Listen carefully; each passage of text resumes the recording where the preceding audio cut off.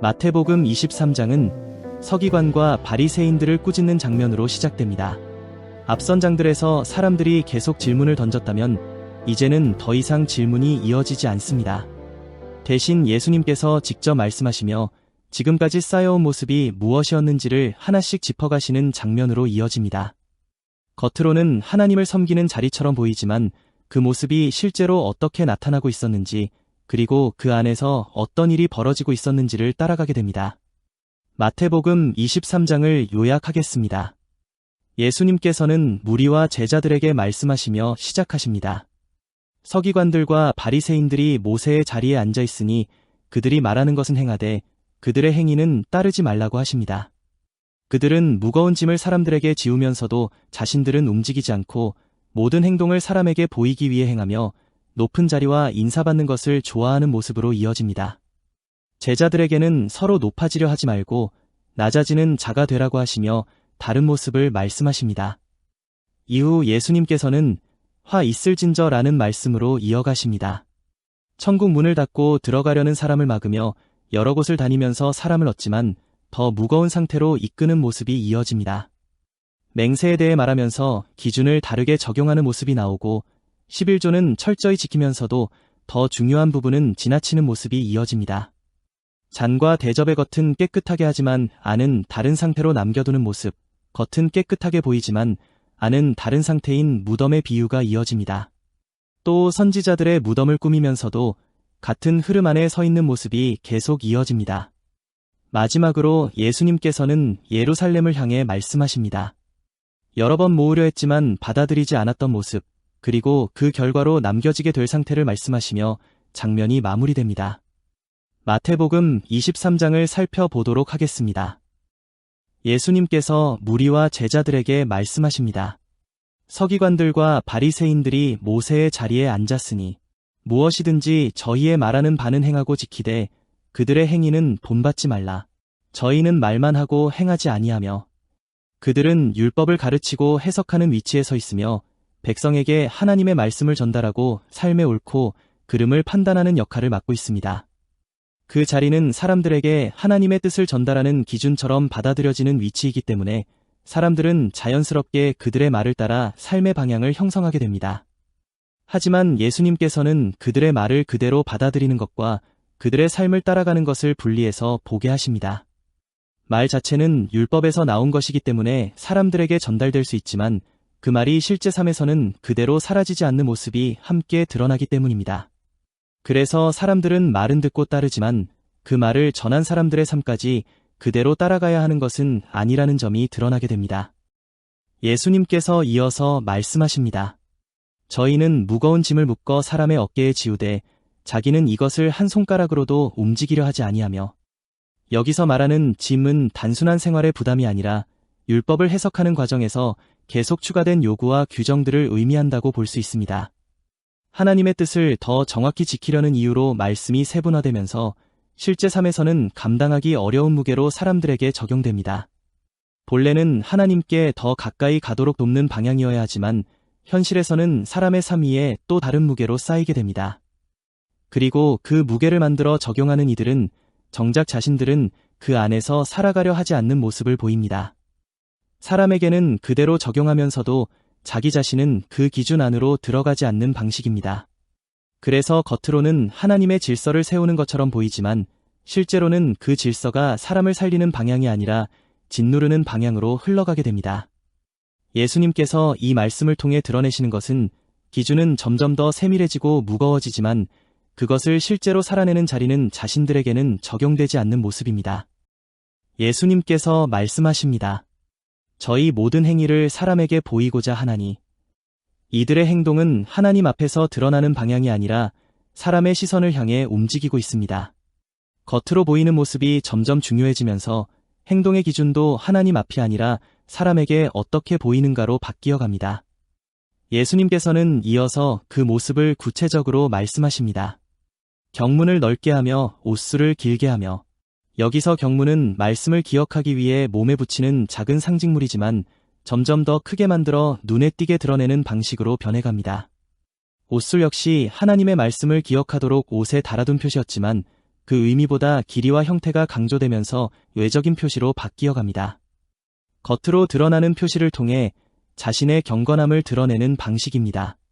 본래는 하나님을 기억하고 말씀을 붙드는 상징이었지만 그 의미보다 보여지는 크기와 형태가 더 중심이 되어 갑니다. 결국 이 행동은 하나님과의 관계를 드러내기보다는 사람에게 보이기 위한 표현으로 옮겨가고 있습니다. 이 장면에서 드러나는 흐름은 분명합니다. 겉으로 보이는 행위는 점점 강조되지만 그 흐름은 하나님이 아니라 사람의 시선 쪽으로 향하고 있습니다. 예수님께서 이어서 말씀하십니다. 잔치의 상석과 회당의 상저와 시장에서 문안받는 것과 사람에게 랍비라 칭함을 받는 것을 좋아하느니라. 이들은 가르치는 데서 멈추지 않고 사람들 사이에서 더 높게 보이는 위치와 더 인정받는 모습을 함께 중요하게 여기게 됩니다. 사람들이 모인 자리에서는 자연스럽게 가장 높은 자리와 가장 존중받는 위치에 앉는 것을 원하게 됩니다. 그리고 그 마음은 행동뿐 아니라 이름으로도 이어집니다. 사람들이 자신을 어떻게 부르는지, 어떤 호칭으로 대하는지가 중요해지면서 그것이 자신이 어떤 사람인지를 보여주는 기준처럼 작동하게 됩니다. 그래서 예수님께서는 이어서 말씀하십니다. 너희는 랍비라 칭함을 받지 말라. 아버지라 칭함을 받지 말라. 지도자라 칭함을 받지 말라. 이 말씀은 단순히 이름을 쓰지 말라는 의미가 아니라 사람들 사이에서 높아 보이기 위해 자리와 이름을 붙잡는 흐름 자체를 끊어내시는 말씀입니다. 결국 이 장면은 말과 행동을 넘어 겉으로 드러나는 모습이 점점 더 중요하게 여겨지는 흐름을 보여주고 있습니다. 예수님께서 말씀하십니다. 화 있을진저 외식하는 서기관들과 바리새인들이여. 여기서부터 분위기는 완전히 달라집니다. 단순한 설명이 아니라 그들이 만들어 놓은 결과를 직접 드러내는 선언으로 이어집니다. 너희가 천국 문을 사람들 앞에서 닫고 너희도 들어가지 않고 들어가려 하는 자도 들어가지 못하게 하는도다. 본래 말씀은 사람을 하나님께로 이끄는 문이어야 하는데 그들의 방식은 오히려 그 문을 닫아버리는 방향으로 이어지고 있습니다. 그리고 자신도 그 안으로 들어가지 않으면서 다른 사람까지 막는 구조가 됩니다. 이어서 말씀하십니다. 화 있을진저 외식하는 서기관들과 바리새인들이여 너희는 교인 하나를 얻기 위하여 바다와 육지를 두루 다니다가 생기면 너희보다 배나 더 지옥 자식이 되게 하는도다. 겉으로는 열심히 누군가를 얻기 위해 움직이고 있지만 그 목적은 하나님께로 이끄는 것이 아니라 자신들의 영향 안으로 넣는 것입니다. 결과적으로 그 사람은 더 나아진 방향이 아니라 오히려 더 깊게 왜곡된 기준 안으로 들어가게 됩니다. 이 단락의 핵심은 하나입니다. 가르침과 영향력이 생명을 여는 방향이 아니라 오히려 닫고 예곡시키는 방향으로 작동하고 있다는 점입니다. 예수님께서는 계속해서 그들의 기준이 얼마나 뒤틀려 있는지를 드러내십니다. 화 있을진저 소경된 인도자여. 겉으로는 인도하는 역할을 하고 있지만 실제로는 방향을 보지 못한 상태입니다. 성전보다 금을 더 크게 여기고 제단보다 그 위에 드려진 예물을 더 중요하게 여기는 식으로 본질보다 겉에 붙은 가치를 더 중심에 두게 됩니다. 이 흐름 안에서 아주 작은 영역까지 내려가 보면 박하와 회양과 근처의 11조가 등장합니다. 화 있을진저 외식하는 서기관들과 바리새인들이여.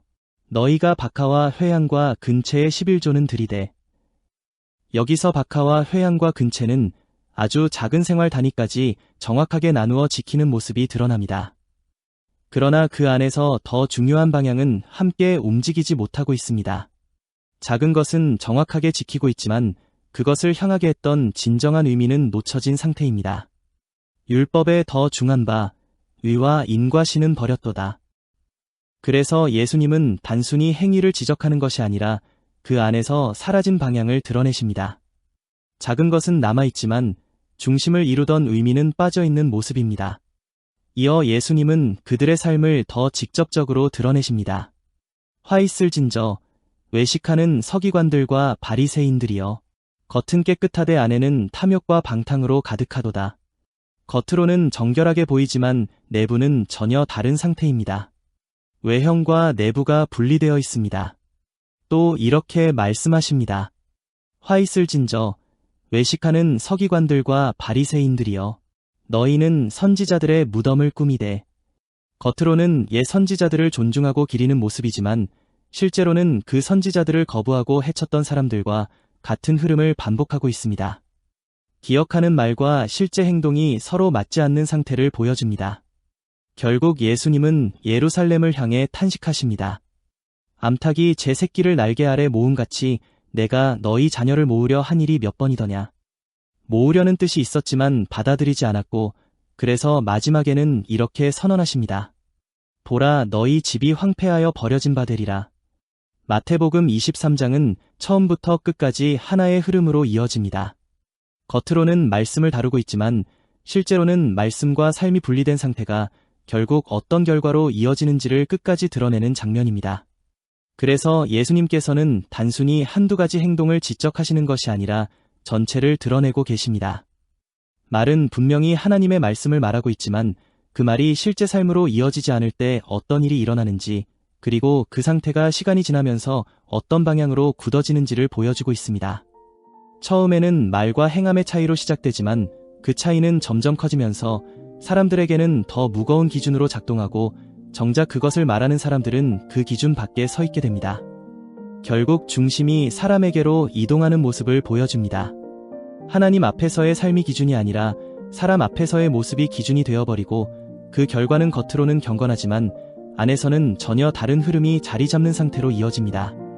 그리고 그 흐름은 단순히 개인의 문제가 아니라 사람들이 하나님께 나아가는 길 자체를 어떻게 이해하고 접근하게 되는지까지 영향을 미치게 됩니다.